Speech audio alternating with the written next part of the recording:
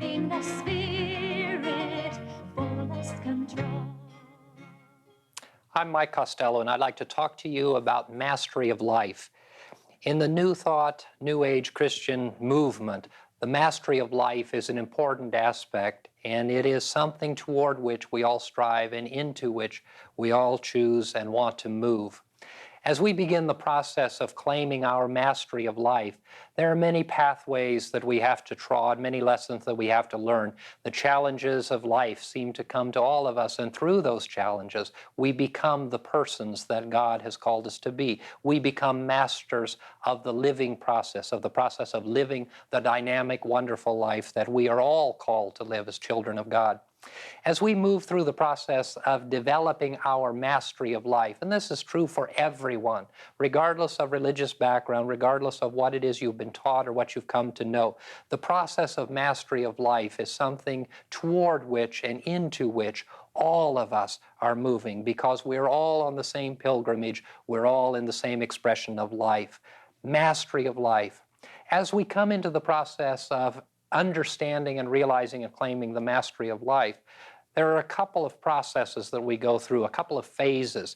And I'd like to share those with you. And I think as I do, you'll begin to see people you know who are in these phases of life. Perhaps you'll find yourself in one of the phases. And the process is one that we'd like to share with you so that we can become aware of what it is that we need to do to become the masters of life that we need to become to enrich and strengthen our lives. The first phase of life that keeps us from the mastery of life is a phase of being the victim phase of life. All of us have dealt with these people, victims, and all of us have come to points in time in our lives when we see ourselves as victims. And when we do this, we are challenged to change our way of thinking, and as we change our way of thinking, we change and modify the behavior that we have in life. Victims see themselves as not having much control over what's going on. A victim feels that circumstances and situations come into their life, that things happen that they have no control over, and they never are able to come to a point in time of really taking responsibility for where they are. Not taking responsibility is a way that seems easy sometimes, but in reality, that consciousness of being a victim simply keeps us from the good that we could have. Most people who are in the victim phase of consciousness or life are struggling constantly with good and evil. They believe that there's good on one hand, there's evil on another, and that these two entities are struggling. And they feel within themselves that sometimes they're led by good and sometimes they're led by evil, and that these two forces are pulling, and they really don't have a lot of control over it. I had a very good friend a number of years ago that I worked with in the ministry who did some counseling for us, and he was a very well-respected psychologist. And he made a wonderful comment, I think, about victims and those who have the martyr complex. And he said, when there are people who wish to be martyrs, the one thing that you can do to help them is to help them to be a martyr. Because it is in being a martyr and suffering that they can come to decide that that's not what they want to do anymore.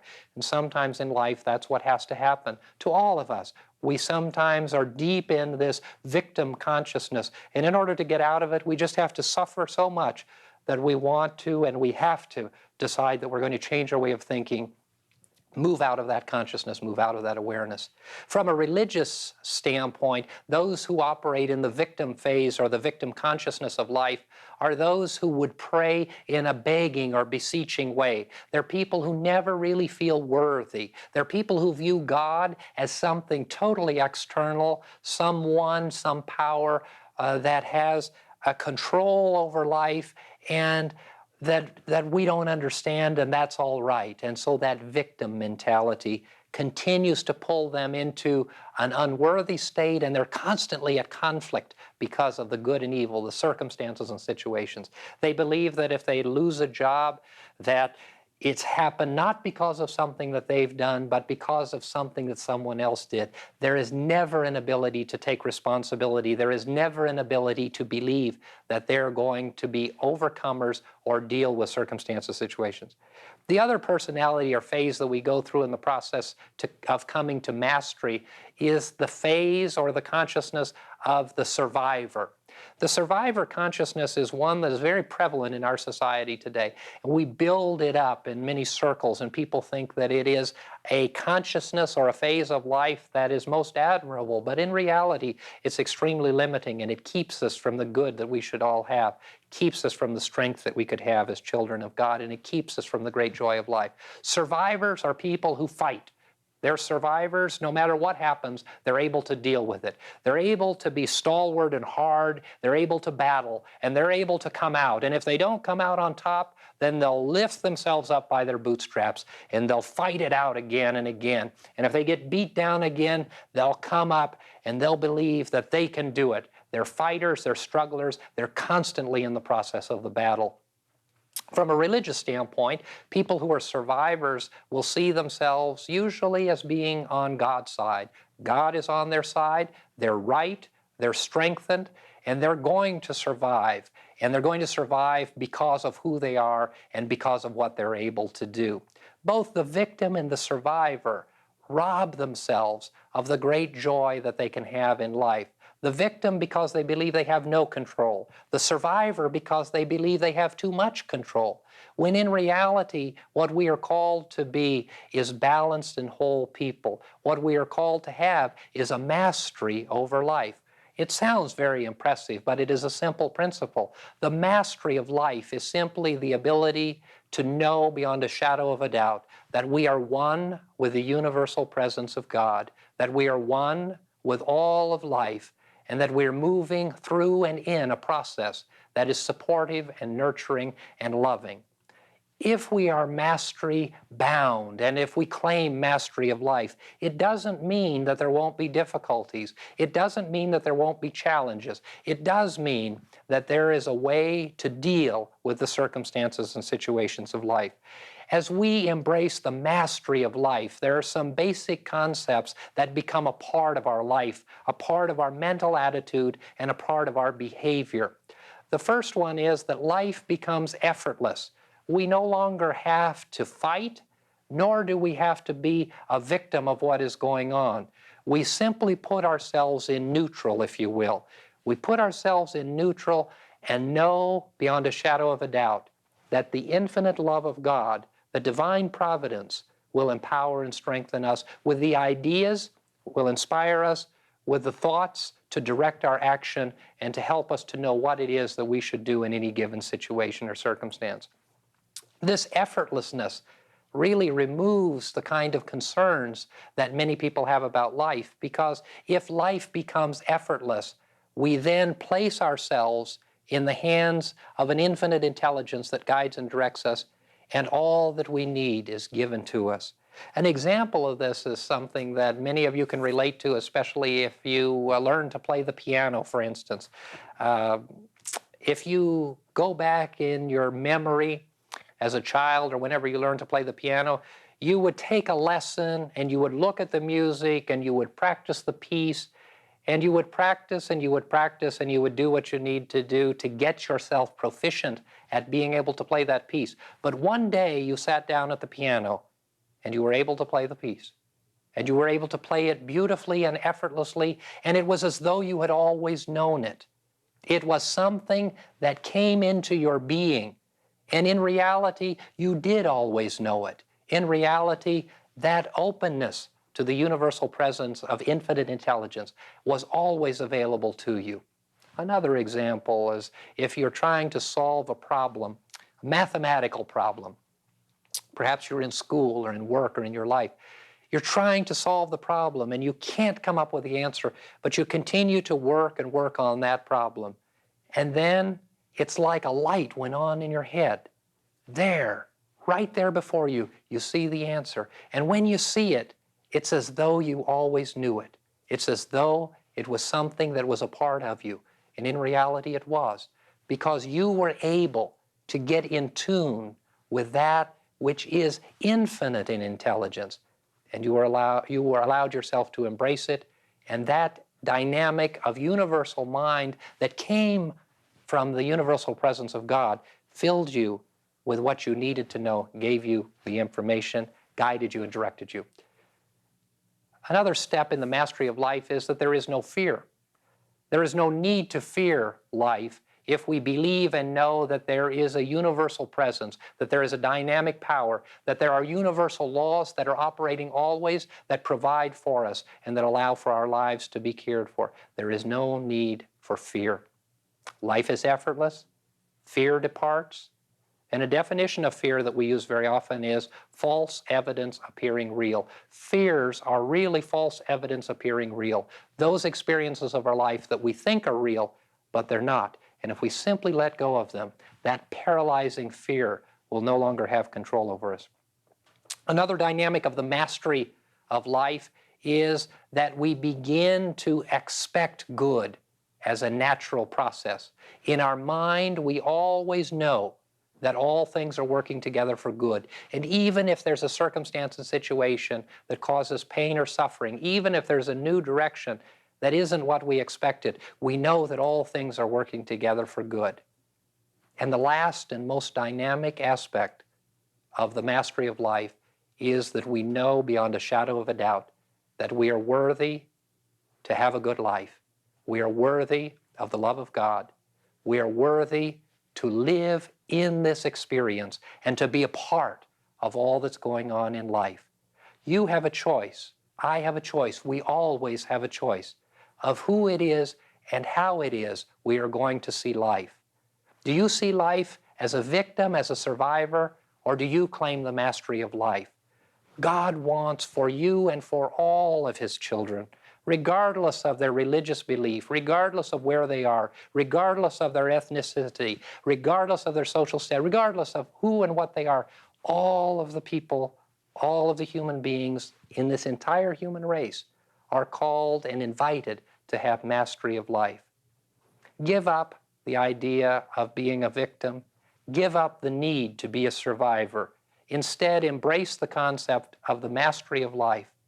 Have an effortless existence, placing yourself in neutral to receive the power and the grace of God. Release the fears that you have and give up the need to be afraid. Expect good in every aspect of your life, and it will be manifest, and claim the fact that you are worthy to be the child of God that you were created to be.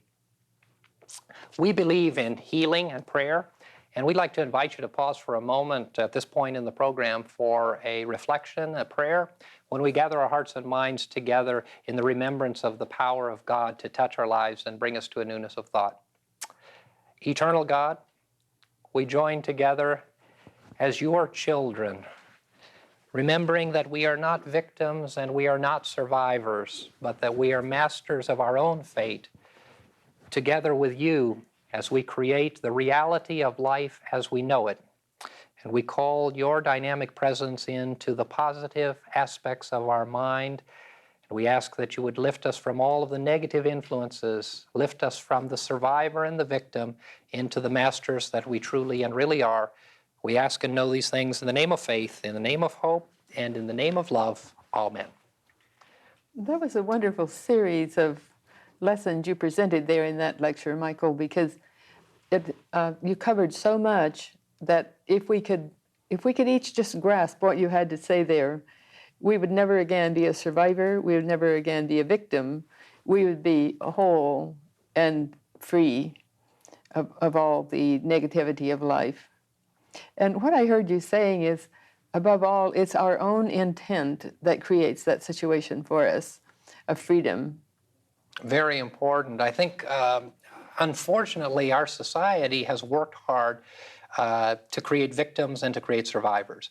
And even from a sexist standpoint, I think that societally, unfortunately, we create women as victims and we create men as survivors. And we teach little boys to fight and to be stalwart and to be able to deal with life. And little girls, in many cases, become the victims. And then those roles change a little bit. But then the unfortunate thing is that rather than changing into the mastery of life, our victims become survivors. And in some cases, our survivors become victims. And so we see a lot of, I think, women today who were raised perhaps with the victim consciousness, who are trying desperately to get out of the victim consciousness, and they move right into the survivor consciousness. Yeah. And the importance is that that transition continue from victim to survivor to mastery. Yes. And it's, if we could just remember that God gave us free will and it's our choice.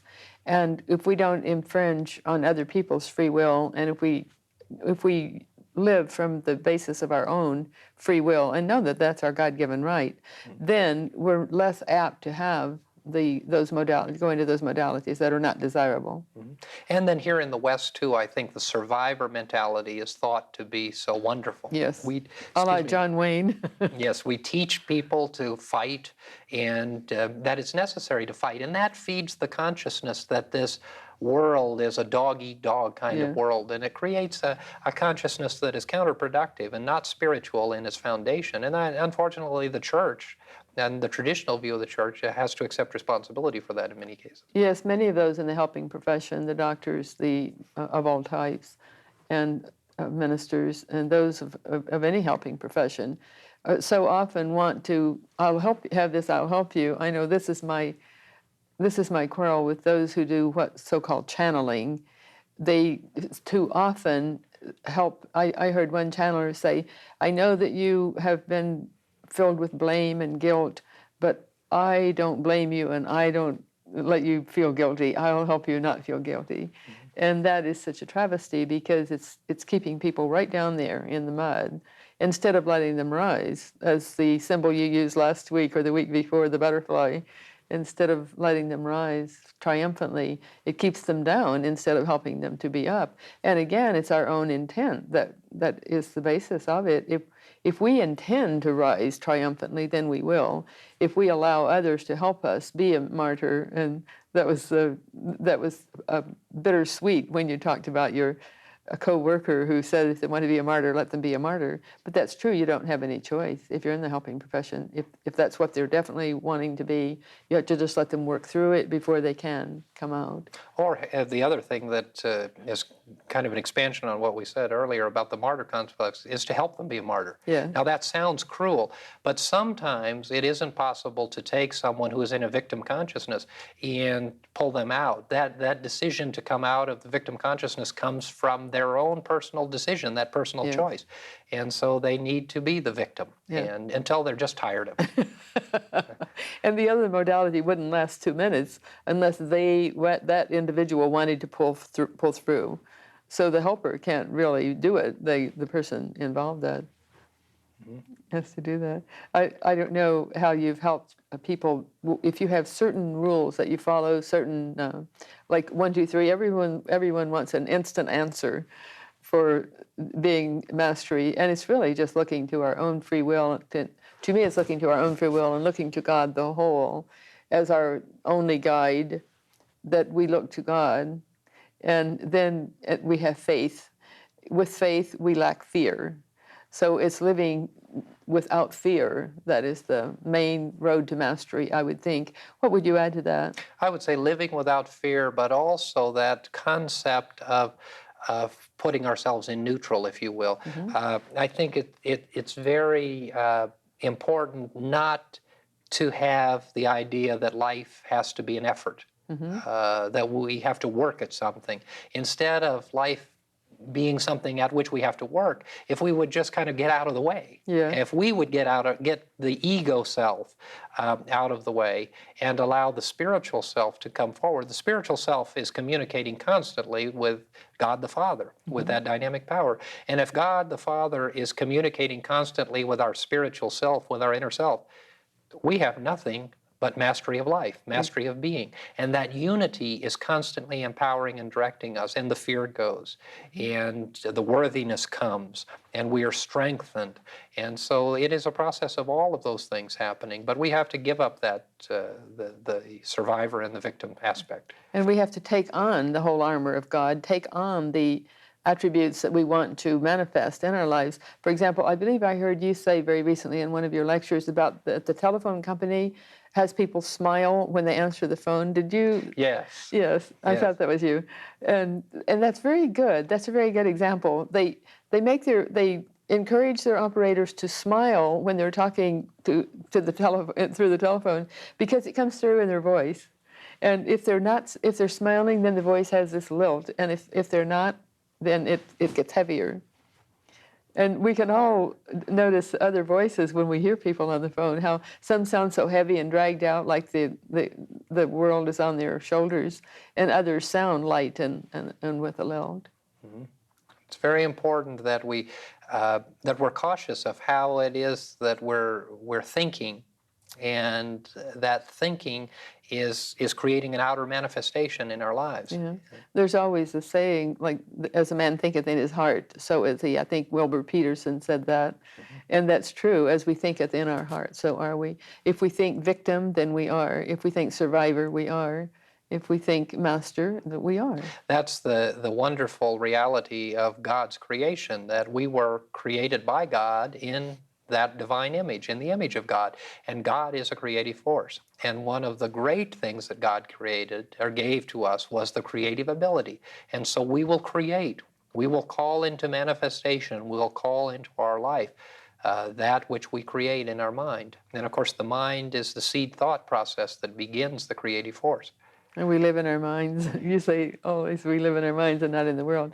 And that's so true. If we can just remember that. There's so many wonderful books, too, available today. It's just a marvelous thing. I recently read the Celestine Prophecy, and that young writer has the 9 insights.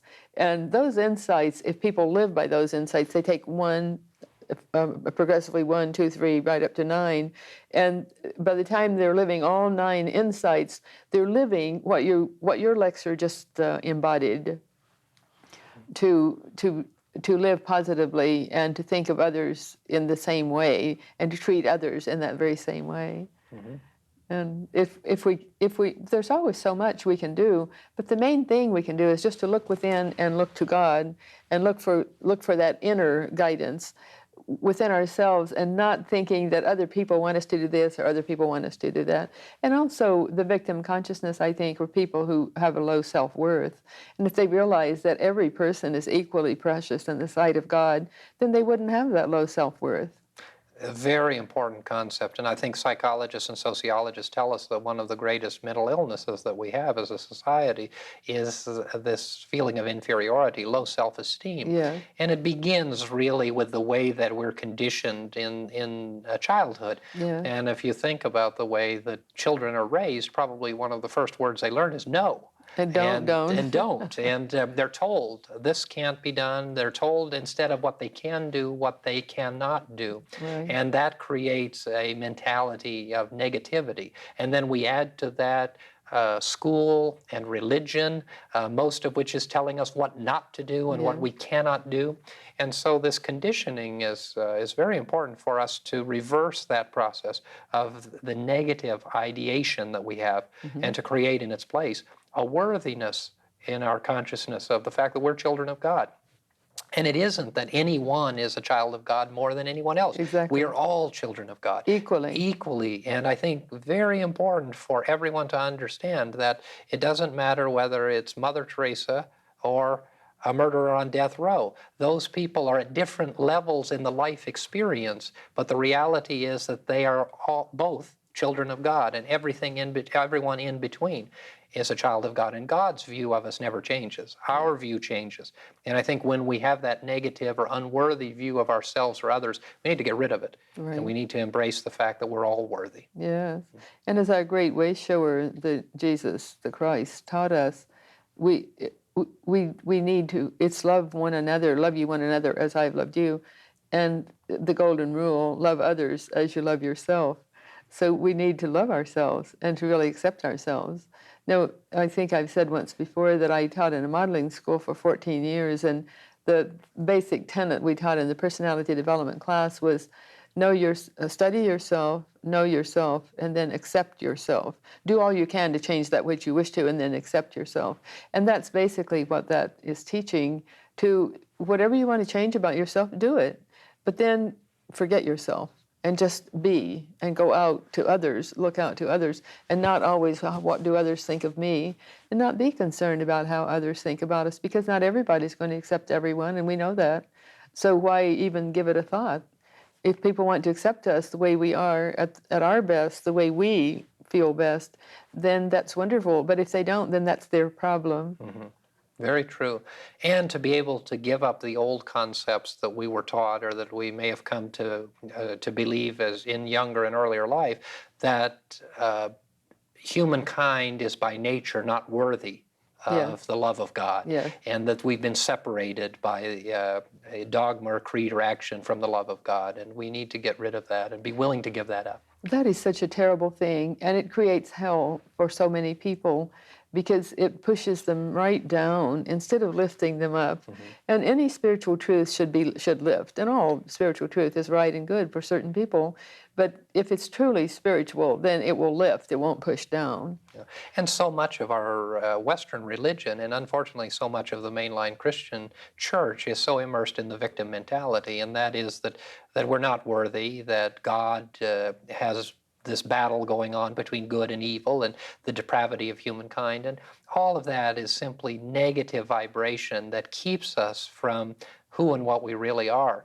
And we need to come to a point in time of being able to release that and know that God does see us all as worthy, and that we've never been separated from God, and that we've never been found to be unworthy by God, and that if we have been unworthy, it's been in our own mind and our own thinking. Yes. And God will always let us be reconciled.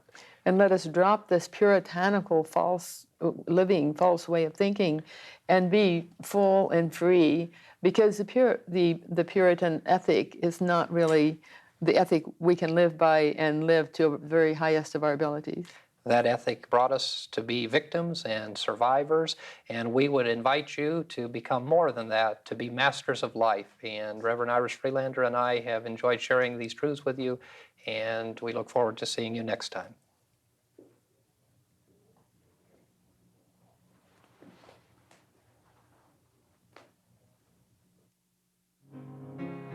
Confident living, banner of might, comes from the Spirit with glorious light. Confident living cleanses my soul, giving the Spirit fullest control. Confident living rights every wrong.